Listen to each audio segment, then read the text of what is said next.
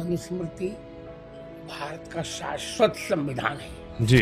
हम विश्व की चौथी सबसे बड़ी अर्थव्यवस्था हैं और यह अनुमान है कि 2030 तक हम तीसरी सबसे बड़ी अर्थव्यवस्था हो जाएंगे। वर्ष 2026 का साल चल रहा है और हमारे यहाँ जो उपचार हो रहा है वो बाबाओं के द्वारा मंत्र से हो रहा उपचार। हमारे यहाँ भूतों की आज भी बाधा होती है। बाबा बीमार पड़ता है तो उसको सलाइन चढ़ता है, उसके लिए डॉक्टर आता है, लेकिन मरीज को कैंसर हो जाए और कोई बीमारी हो जाए तो बाबाओं के दरबार में जाता है। कैंसर नामक रोग बना 50 ग्राम देसी गाय के गोमूत्र में 2 खड़ी हल्दी की गांठ पीस करके मिला करके रोगी को पिलाएं, लाभ 100% होगा आशीर्वाद। और बाबा ढोंग करता है कि मैं तुम्हारी बीमारी ठीक कर दूंगा, हर लूंगा।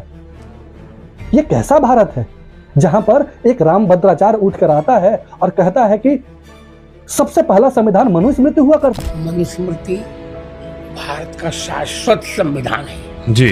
वही मनुस्मृति जिसने समाज को 4 वर्णों में बांट दिया, जिसने शूद्रों के सारे अधिकार छीन लिए, वही मनुस्मृति जिसने महिलाओं को एक 4 दीवारी में कैद कर दिया और पुरुषों के लिए एक खिलौना के समान बना दिया।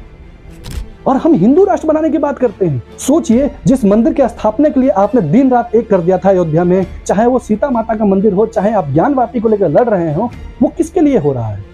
जब आपके बच्चों को, हमारे बच्चों को मंदिर में घुसने ही नहीं दिया जाएगा और ना उसके रोजगार में आप भाग ले सकते हैं, ना ही आप उसके पुरोहित बन सकते हैं, ना ही आप उसका पूजा करवा सकते हैं, आपका क्या हित है? सवर्णों के लिए, खास करके ब्राह्मणों के लिए तो एक जॉब अपॉर्चुनिटी खुल गई है कि वहां पर मंदिर बनेगी तो उसके पुजारी ये बनेंगे, उसके कर्ता धर्ता ये बनेंगे। अब दलितों के क्या बनेंगे, आदिवासियों क्या बनेंगे, पिछड़ों के क्या बनेंगे?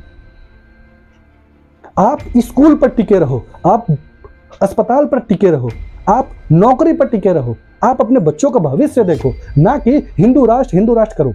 हिंदू राष्ट्र करने का मतलब है कि जो भी विकृतियां थी वो भी साथ में आएंगी। मनुस्मृति आएगा, सती प्रथा आएगा, बाल विवाह आएगा, आप पर जाति आधार पर भेदभाव किया जाएगा। आप सवर्णों के सामने से जूता पहन के नहीं निकल सकते, साइकिल पर चढ़ के नहीं निकल सकते हैं, आप उसके साथ में बैठ के नहीं खा सकते, आंख में आंख डाल के बात नहीं कर सकते हैं, आप अपने अधिकारों की बात नहीं कर सकते हैं। ये संविधान है और बाबा साहब अंबेडकर की ही देन है कि आप इतना बोल पा रहे हैं, शिक्षित हो पा रहे हैं और कदम से कदम मिला के आगे बढ़ पा रहे हैं। तो इसको संजोइए, मजबूती के साथ खड़ा रहिए।